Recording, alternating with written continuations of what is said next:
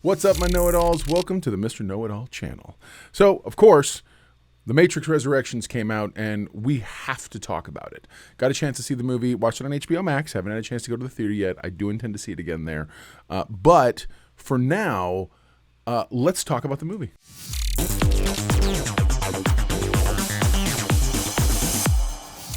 Obviously, as spoilers, you guys are going to know all this stuff. Or at least you should. If you don't know this stuff, or if you don't know that this is going to be spoilers, what are you doing here?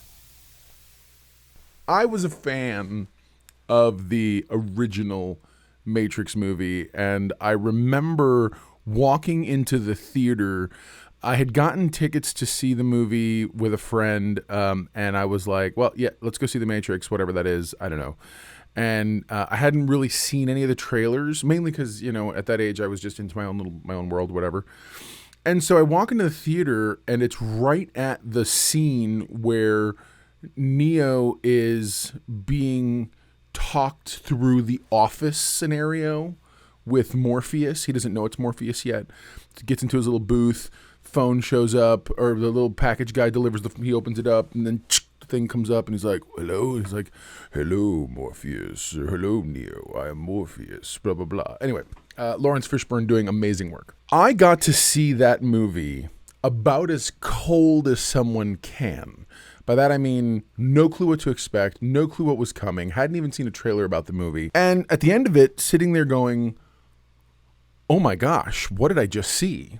And I was legitimately amazed by this movie. So I went, and then of course second and third and whatnot. Now, each of these did something special. The first Matrix movie, I mean, they literally had to invent technology to make happen. The second and third also tried to make some big leaps and strides. Right now, people are like, oh, the characters look so rubbery, and it's so CGI, and this and that.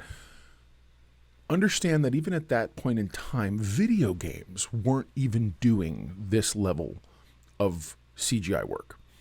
And while by today's standards, those didn't look good, at the time, they were kind of groundbreaking that you could even get to that level yet. So again, I give them credit where credit's due. I think the Wachowskis were doing some amazing things back then. Lana Wachowski came back to direct this and help write it and whatnot. So let's get into actually what is The Matrix. So when you get into the movie, you are immediately brought into a vivid, very bold, colorful world. And it's the world that we see Thomas Anderson inhabiting. Now, Thomas Anderson, the character played by Keanu Reeves, Neo in the original series, he is a computer programmer, specifically a video game programmer. And he is world famous for having created the Matrix trilogy of games. It's a very self-referential movie, for sure. The term meta has been used probably to death, but it's extraordinarily that. So the implication we get from watching everything that he's going through is that he has been really overwhelmed by everything.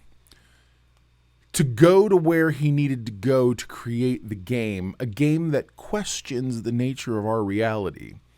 Very similar to how the movie did, the original movie. So he had to go somewhere dark and someplace that apparently helped him disassociate from reality a little bit. So as a result, he has a therapist, psychiatrist therapist, played by Neil Patrick Harris. Neil Patrick Harris, by the way, is doing really brilliant things in this movie, and especially because I never think of Doogie Howser as a bad guy. So as he's going through this experience, he gets coffee on a daily basis, and he's looped through this and whatnot, and he's always running into Carrie-Anne Moss's Tiffany. Tiffany is a housewife with 2 kids and a husband named Chuck, who goes to a coffee place and whatnot, and you kind of get the sense that it's a middling sort of life. She's living that desperate housewives life for real, like sort of I hate everything about everyone and everything, but this is my life and it's wonderful. And so But he sees her there and whatnot, and there's other friends who are there. So so the gist of this whole thing, anyway, let's go back briefly to the whole. I'll keep going, and then I'm going to stop and rewind for a second. So what you face or have him face is that Neil Patrick Harris is known as the Analyst. The Analyst is the new form of control. The Analyst is the new version of the Architect. Remember Colonel Sanders, who was like, "Hello, Neo, I am the Architect." Okay, that guy. And he had one vision for how this whole thing should work. So apparently, the Analyst, played by Neil Patrick Harris, MPH, if you will, the Analyst has taken the perspective that people can be controlled under certain circumstances. And so one of those circumstances that he outlines later is that apparently Neo and Trinity, every time they touched hands, every time they got together, well, I guess he had to work really hard to recreate them. I don't know if he means clone them or genetically repair them. I think it's repairing. So for instance, I believe Neo is not 100% himself. I think he's like bioengineered, whatever. So they kind of, it's not cloning as much as like maybe like cell therapy or whatever, how it regenerates. Anyway, whatever. But in essence, if you don't let them ever come together, then they generate more energy than most people, like most groups of people, like almost enough to keep this iteration. Now, the thing they don't make clear is they don't make it clear if this is a segment of the Matrix, like, is it an offshoot Matrix? Is it a little version of it? Or is it an actual full-blown thing?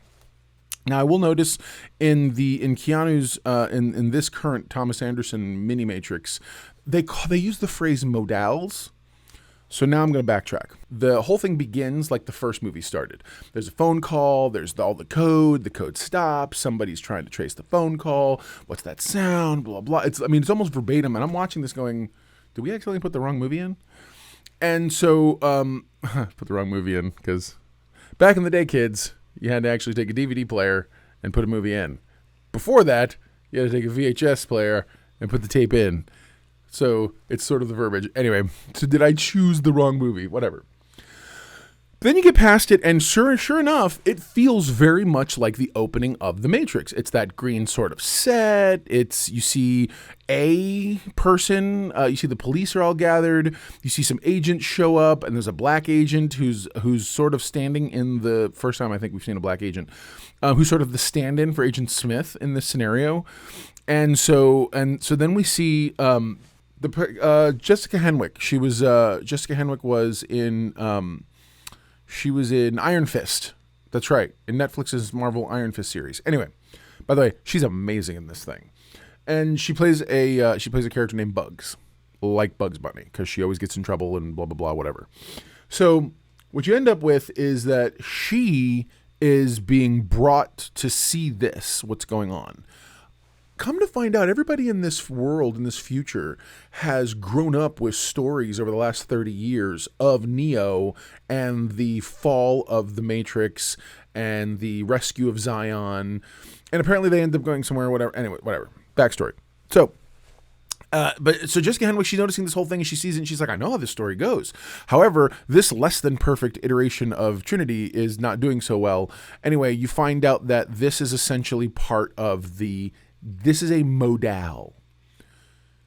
The character Neo plays, Thomas Anderson, who built the Matrix, still subconsciously believes the Matrix is real. That's why he goes to therapy. That's why MPH is there for him as his therapist, psychologist, psychiatrist, whatever. And so what ends up happening is that he has built a modal. Think of it as a pocket universe within the Matrix. He's built his own, and he's recreating in the hopes of creating. According to the movie, the purpose for creating the modal is to create programs that have to evolve, and by that I mean you want the program, but you want it at state D. Well, you have to create the modal that will run the same program through all the same steps that it ran through the first time to eventually go from A to B to C to eventually arrive at D. That journey creates the program you want. Neo's trying to create Morpheus because in his subconscious, deep down inside, he believes that if he creates Morpheus, Morpheus will find him because Morpheus's job was to find the one. So unbeknownst to everybody else, he's also put some of the tenacity and fighting capability of Smith into the new Morpheus model. That's how we're supposed to explain the fact that this Morpheus looks different than Lawrence Fishburne. Because movies. And I'm fine with that. I have no problem with that. I think it's great. Whatever works, man. And so the whole thing is you ultimately get to the Matrix. You ultimately get to the fact that they have to come and they have to free Neo. You go through a lot of the same stuff. This is a movie that repeats a lot of the beats of the old one in order. This is nostalgia porn on a level I've never really experienced. And so we're living in a giant petri dish of nostalgia right now. Spider-Man No Way Home did it amazingly well and arguably will go down in history as one of the best. Matrix just swung and I think did a passable job. I like the movie. I don't think the movie's bad. Arguably, I think it's better than any of the other sequels we got. If you literally go from the first movie and then maybe you go to the ending of this third movie, and then you go to this, you're fine. I think second movie and third movie are a little muddy, but I mean there are concepts that stay pretty stable throughout the whole thing. Anyway, so ultimately the whole thing comes to, everybody has said this and it's really true. The Matrix is a love story. It's a love story between Neo and Trinity and the depths and lengths to which they'll go to stay together, and I think that's huge. And so when you enter their relationship, what you face is, let me back up, because in order to go there, I have to explain this other part. So the character that Neo plays, Thomas Anderson, who's a gaming guy, whatever, he has an agent. See what I did there?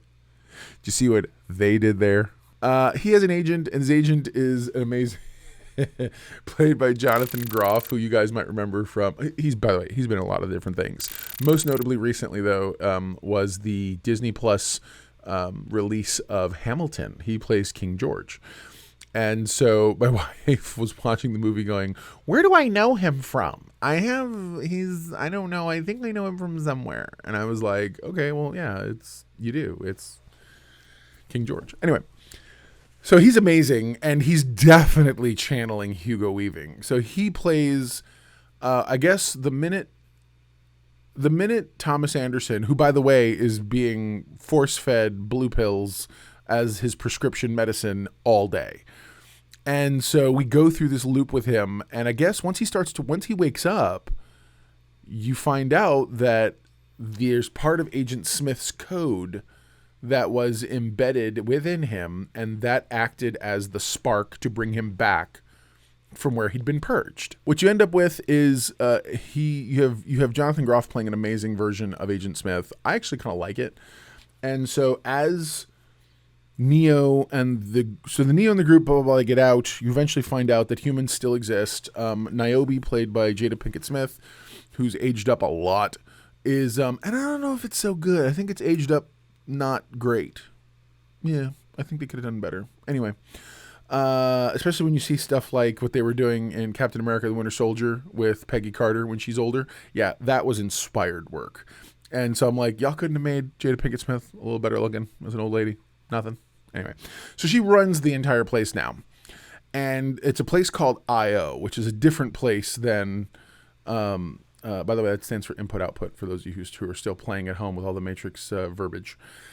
And I.O. is essentially a kind of a sci-fi utopia there are some machines who live there with them, because I guess when Neo went to the Machine City and faced Smith and everything else, there was some sort of a reformation that happened there as well.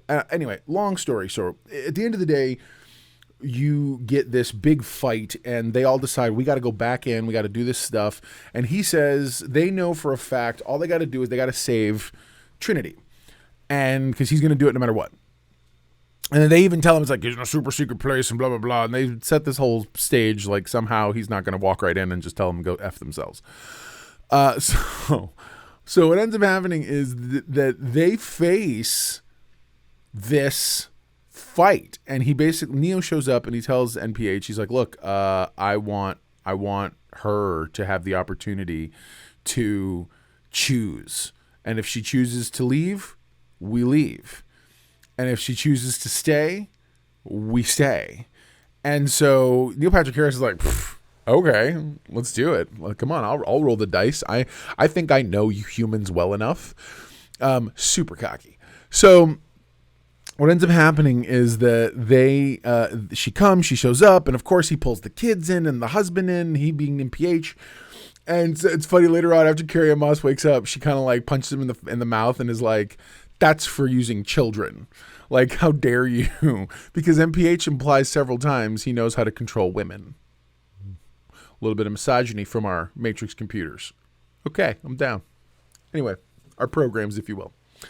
So the whole thing is real. It isn't bad. It's a wonderful installment. Everyone seems to be implying that this movie changes the rules and there'll be all kinds of Matrix stuff. I don't know. I feel like it was just a swan song. I feel like it was just like, I don't think they're going to.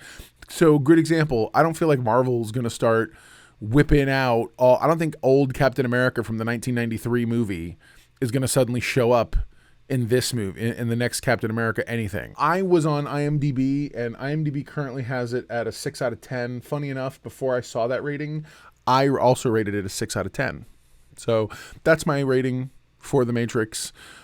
This was I enjoyed it. I'll probably watch it again. I want to go see it in the theater just to try to get that experience. But at the end of the day, I don't know that it's not a bad movie, but I feel like movies like this, it took too long to get where it was going. You know, I feel like for instance, I feel like Spider-Man No Way Home, I will the minute it's available on Disney Plus, I will probably rewatch that almost as many times as I've seen Endgame or Infinity War, which is a lot. I've rewatched. They're infinitely rewatchable, and so I feel like that's the same thing with Spider-Man: No Way Home. I feel like there is a part of this that is rewatchable, but I'll always jump right to that part. So, for instance, I think I skip over everything until they get him out. Once they get him out, the story starts to move. I can take it or leave the IO City stuff with Jada Pinkett, but either way, I think it was a good movie. It was fine. It was a good movie. It was good. It wasn't great. It wasn't great. It didn't break any ground. It didn't, it didn't live up to all the other ones in terms of like groundbreaking designing technology. Really, they did the same. Okay, I will say I got one criticism. The martial arts was lacking in this one. The martial arts in this one felt like you would see in any basic level martial arts movie or fight movie. Also, Trinity and Neo never really ever pick up guns or weapons. They're always using hand-to-hand, and I get it. God, it's so peaceful. They can handle everything. They're either using force fields or they're to, like, dodge bullets and stuff or whatever. There was that really incredible set piece where they did the jump off the building, and apparently they really did do that. So that's kind of awesome. But, it's not a bad movie. Again, 6 out of 10. I think when it comes out on HBO Max or whatever, or if you have HBO Max, you should totally watch it. If you don't have HBO Max, I want to see it in theaters just to get that experience. But at the end of the day, I don't think you have to see it in theaters. It didn't feel like a theater movie, whereas Spider-Man No Way Home absolutely felt like a theater movie. So, so that's it. Comment below. Let me know what you think. Otherwise, there you go. Now you know. And if knowing's half the battle, and you're halfway to being the know-it-all that I know you can be. Hope you enjoyed this review of The Matrix. Again, comment below. Let me know what you thought. Give me your 2 cents, if you will. Hey, man, like, subscribe, click a little bell icon to be notified of some things. Also, check out some of our new video essays and a couple of things we're doing. I'm going to be doing some reviews of some series, mainly because episode to episode is a little difficult, so I'll talk more about those in those videos. But yeah, man, let me know. Share the channel, share the video, and we'll talk to you next time. Take care, know-it-alls.